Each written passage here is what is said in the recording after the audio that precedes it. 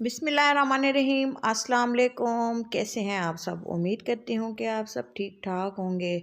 और अल्लाह का शुक्र है हम भी ठीक हैं। और आज जो है मैं बना रही थी दाल और चावल की रोटी के साथ बहुत ही मज़ेदार सा लंच। और ये है संडे का दिन, तो मेरे बच्चों की फरमाइश थी कि हमें चावलों की रोटी बना कर दें, और हमारा आज बहुत दिल कर रहा है खाने को। तो मैंने जो है थोड़ी सी दाल बनाई थी, क्योंकि आज हस्बैंड घर पे नहीं थे तो बच्चों ने ही खाना था, उनको ज़रूरी काम था, वो कहीं गए हुए थे। तो ये देखिए मैंने थोड़ी थोड़ी दाल ली है, 3 किस्म की दालें ली हैं, उनको अच्छे से धो लिया है, मिक्स दाल बना रही हूँ। और बहुत ही आसान तरीके से आप देखेंगे कि इसको जो है मैं कैसे बनाती हूँ। ये बिल्कुल ही आसान तरीका है और मसाले भी इसमें बहुत कम होते हैं, लेकिन बहुत ही टेस्टी थी, बच्चों के लिए थी, तो इसलिए मैंने इसको थोड़े कम मसालों में बनाया है।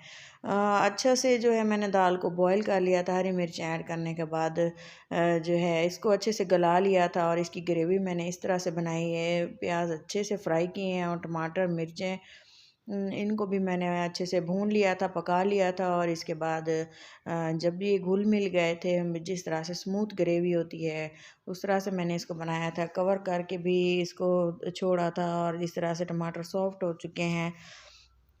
इसके साथ मैंने थोड़ा सा अदरक लहसुन का पेस्ट भी फ्राई के दौरान डाल दिया था। आप चाहें तो ये तमाम चीज़ें बॉयल हो करने के लिए भी छोड़ सकते हैं, बाद में इसको तड़का लगा लेना होता है, लेकिन मैंने इसको इस तरह से बनाया है क्योंकि मुझे काफ़ी बार वो मैं बना चुकी हूँ, लेकिन आप लोगों के साथ वीडियो शेयर नहीं की। वो भी मैं इंशाल्लाह मज़ीद किसी दिन बना दूँगी। और ये देखें घर वाले थोड़े से मसाले, नमक मिर्चें हल्दी और सूखा धनिया, थोड़ा सा गरम मसाला मैंने इसमें ऐड कर दिया और अच्छे से इसकी पकाई कर ली।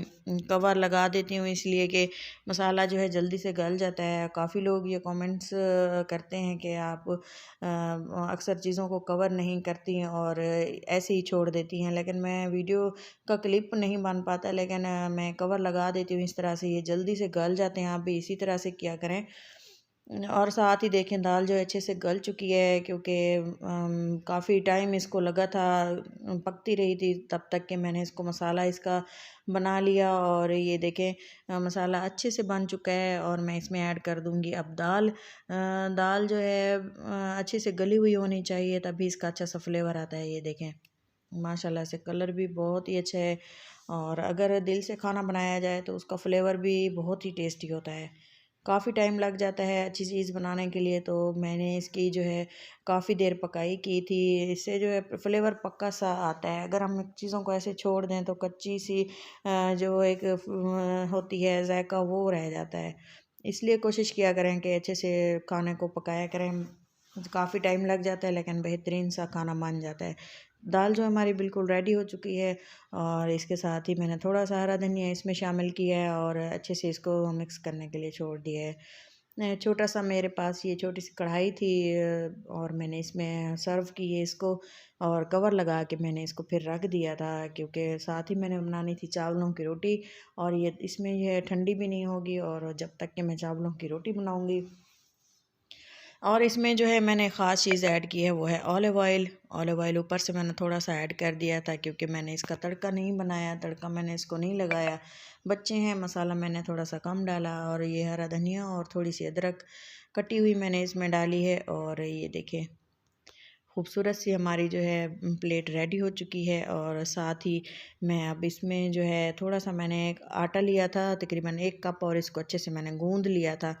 गूँध लेने के बाद मैंने इसको थोड़ी देर स्टे दिया था, और इसमें मैंने एक अंडा भी डाल दिया था, क्योंकि अंडा डालने के बाद आटा गूंदते वक्त, चावलों का आटा गूंदते वक्त जो है इसमें अंडा डालना इसलिए ज़रूरी होता है। इससे जो है चावलों की रोटी अच्छी बनती है और ये टूटती भी नहीं है, तो क्रिस्पी सा क्रंची सी हमारी ये रोटी बन जाती है, और इसका फ्लेवर बहुत ही ज़बरदस्त होता है। अगर आप चावलों की रोटी लाइक करते हैं तो इस तरह से आप आटे में जो है गूंदते वक्त नमक और एक अंडा डाल दिया करें, और इससे आप देखेंगे कि इसका फ्लेवर बहुत ही अच्छा आ जाता है।